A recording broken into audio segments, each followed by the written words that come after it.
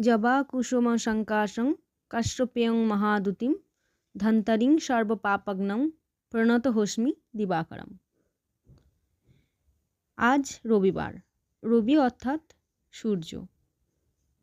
তাই আজ আমরা সূর্যদেবের সম্পর্কে কিছু কথা জানব।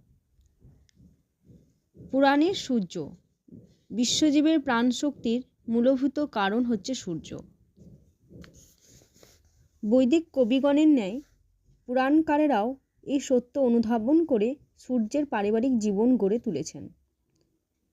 সূর্য কাশ্যপেয় অর্থাৎ কাশ্যপের পুত্র।